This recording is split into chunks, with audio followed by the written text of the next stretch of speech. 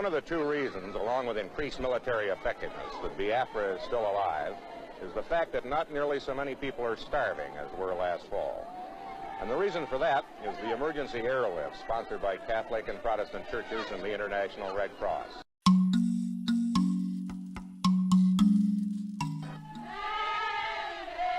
At feeding centers like this, 3 million people, a third of Biafra's population, is fed one meal a day, 6 days a week.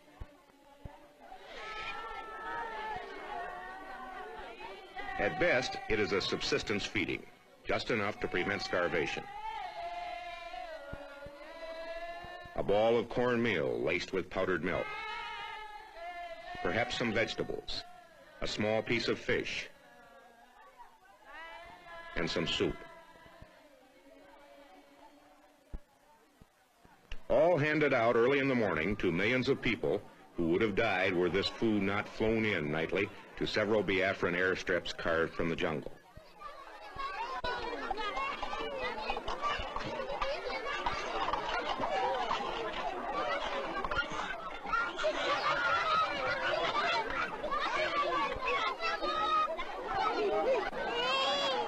While the relief flights have reduced dramatically the number of children and adults starving to death, down perhaps to 600 a week, from the high of several thousand a week last year, the dying continues.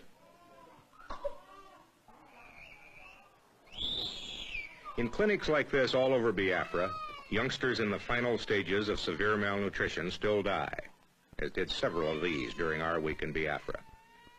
Not enough food is being flown in, not enough grown, and for many, what there is now just too late. This bush clinic is run by Father Kevin Dani. After 14 years in Africa, he and fellow missionaries were ordered to leave Biafra in 1967 by the Irish ambassador. They stayed, as did Protestants of other nationalities, and they, in the main, have been responsible for keeping Biafra from starving to death. How hard has the war been on the Igbo civilian population? How many people have died, would you think, Father?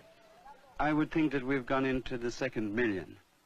I am not a statistician, and it's very hard to talk about millions, but I think that it's, according to the experts here, I think that they've gone into the 2nd million. And they have suffered incredibly.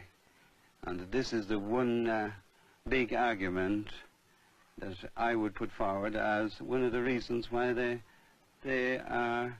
want to survive on their own, and they want to live on their own. They could not have suffered so long and so much without having a purpose. To augment the relief airlift, Biafra has formed a second army to work the land. It is planting wherever it can.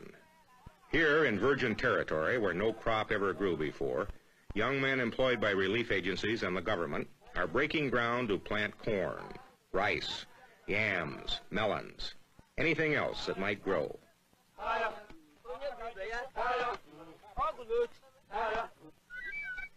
And this, like everything else here, is conducted with spirit, emotion, and beauty.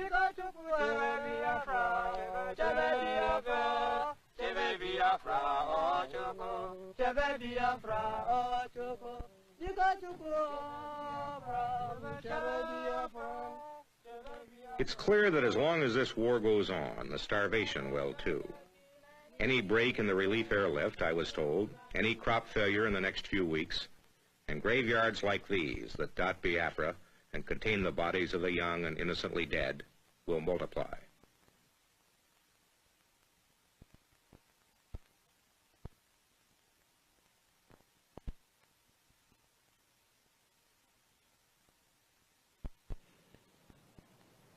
There is a bitter irony in this billboard which is seen all across Nigeria. For Nigerian babies have not been healthy babies. Even before the war, disease and malnutrition regularly killed 1 out of 3 children there. And Nigeria's leaders ask, where was the world's solicitude, where was the church's succor before Biafra? General Gowon, a Christian, is sensitive to the charges of mass starvation. I have got nothing to hide. My conscience is clear. I've got moral standard. God knows that we have no intention whatsoever to starve any Biafran children or to commit genocide against anybody. This war was forced on us, and it has got to be fought for the sake of the country, for the sake of the millions of people in this country.